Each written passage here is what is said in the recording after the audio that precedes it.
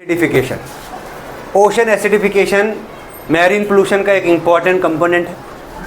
Marine pollution में ही एक सब टॉपिक आता है ओशन एसिडिफिकेशन। तो आज हम इसी ओशन एसिडिफिकेशन पे चर्चा करेंगे। देखिए क्या होता है ओशन एसिडिफिकेशन। एसिडिफिकेशन मतलब होता है चेंज इन पीएच।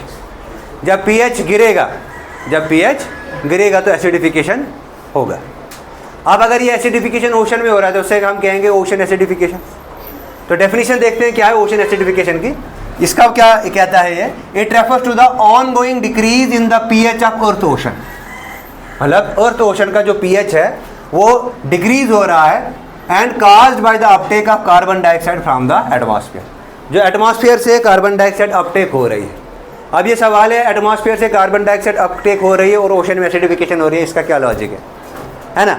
जो एटमॉस्फेयर में कार्बन डाइऑक्साइड का अपटेक हो रहा है ये डायरेक्टली और इनडायरेक्टली सम हो ओशन में चले जाती है और ओशन में ये एसिडिफाई हो जाती है, ठीक है ना। और ये क्या करती है, leads to acidification. Now next क्या है, the increase concentration of hydrogen ions. अब जितने ज़्यादा हाइड्रोजन आयंस बढ़ेंगे उतना सोल्यूशन एसिडिक होता जाएगा, है ना। सोल्यूशन बोले तो उतना वाटर एसिडिक हो जाएगा और जितना वाटर एसिडिक होगा उतना पीएच ड्रॉप होगा, ठीक है ना। The increase concentration of hydrogen ion in the ocean cause water more acidic. Water acidic हो जाता है और इससे होती है इसका इम्पैक्ट कोरल ब्लीचिंग होती है। तो मैंने बताया था एक है ज़ूज़ेंथेले, था ना, ज़ूज़ेंथेले थे। ये ज़ूज़ेंथेले क्या होते हैं, इसमें मोलस्कस वगैरह आते हैं या कोरल रीफ्स वगैरह भी आते हैं। तो ये क्या करते हैं, ड्यू टू चेंज पीएच और due to change in temperature, तो ये अपना कलर जो है वो लॉस करते हैं और ये डेड तो नहीं होते लेकिन अपना कलर लॉस कर लेते हैं। तो इसकी वजह से होती है ओशन ब्लीचिंग, और इसको ओशन ब्लीचिंग बोले हम या कोरल ब्लीचिंग बोले, ठीक है ना। तो ये ज़ूज़ेंथेले का कलर रिमूव होता है, ठीक है ना। इसकी वजह से भी ये होता है। अब मेन कंट्रीब्यूटर्स कौन है ओशन एसिडिफिकेशन के लिए। ओशन एसिडिफिकेशन के लिए मेन कंट्रीब्यूटर जो है वो है एसिड रेन। आपको पता है एसिड रेन में दो मेन इंपॉर्टेंट एसिड्स हैं, नाइट्रिक एसिड और सल्फ्यूरिक एसिड। और ये नाइट्रिक एसिड और सल्फ्यूरिक एसिड अगर वाटर में पहुँचे तो वहाँ पे पीएच में ये चेंज ले आते हैं। उसके बाद दूसरा आता है यूट्रोफिकेशन। यूट्रोफिकेशन मैंने बताया था नाइट्रोजन और फॉस्फोरस अगर ये बढ़े तो यूट्रोफिकेशन होता है। ये टॉपिक हमने अच्छे से डिस्कस किया है। ये भी मेन कंट्रीब्यूटर है ओशन एसिडिफिकेशन के लिए। Now the third is excess of fertilizers. हम यूज़ करते हैं एनपीके फर्टिलाइजर्स, नाइट्रोजन, पोटेशियम और कैल्शियम। ये जब हम यूज़ करते हैं तो इससे भी इसका बहुत इंपॉर्टेंट असर आता है। नेक्स्ट है due to increase burning of fossil fuels हो रहा है। बर्निंग ऑफ फॉसिल फ्यूल से, इनकम्बशन ऑफ फॉसिल फ्यूल से कार्बन डाइऑक्साइड निकलता है। तो कार्बन डाइऑक्साइड तो मेन कंप्यूटर है ओशन एसिडिफिकेशन का। और लैंड यूज़ चेंज, हम ज़मीन को मतलब यूज़ कर चेंज अर्बनाइजेशन करें या किसी और एक्टिविटी डैम वगैरह कंस्ट्रक्ट करेंगे, इसका भी डायरेक्टली इनडायरेक्टली इफेक्ट है ओशन पे। Now what are the impacts of ocean acidification. अब इसका क्या इम्पैक्ट है। अब देखिए अगर एसिडिटी इंक्रीज हो गई, अगर एसिड्स की कंसंट्रेशन इंक्रीज हो गई तो जो एनिमल्स ओशन में रह रहे हैं यानी कि एक्वेटिक एनिमल्स वेदर दे भी फ्रेश वाटर और मेरीन, इनमें बेसल मेटाबॉलिक रेट में चेंज आएगा और बेसल मेटाबॉलिक रेट में चेंज आने के साथ साथ उनके इम्यून रिस्पॉन्स में भी चेंज आएगा। कुछ एनिमल्स तो ऐसे हैं जो एसिडिक इन्वायरमेंट में रिप्रोड्यूस ही नहीं कर पाएंगे। अगर वो रिप्रोड्यूस नहीं कर पाएंगे तो अपनी जनरेशन को आगे वो कैसे बढ़ा पाएंगे। तो इस पर रिप्रोडक्टिव हेल्थ पे भी इसका बुरा असर पड़ता है। इसके अलावा नेक्स्ट आता है कि कुछ एनिमल्स जैसे फाइटोप्लैंक्टन जो सर्वाइव करते हैं फाइटोप्लैंक्टन लार्वा पे। अब फाइटोप्लैंक्टन लार्वा जो है, फाइटोप्लैंक्टन लार्वा दैट मीन्स कि the larva which feed on phytoplankton.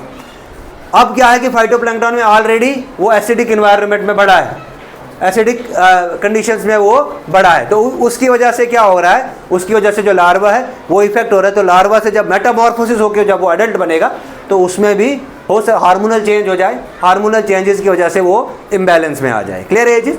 Next disturbance of ocean food. हाँ, इस मोस्ट इंपॉर्टेंट। अब आपको पता है कि ओशन एसिडिफाई है, पीएच है, तो इसकी वजह से फूड वेब या फूड चेन जो है वो डिस्टर्ब रहेगा। अगर फूड चेन डिस्टर्ब रहेगा तो एनर्जी फ्लो प्रॉपरली नहीं हो पाएगा। अगर एनर्जी फ्लो प्रॉपरली नहीं हुआ तो इकोलॉजिकल डिस्टर्बेंस आएगा, ठीक है ये चीज़।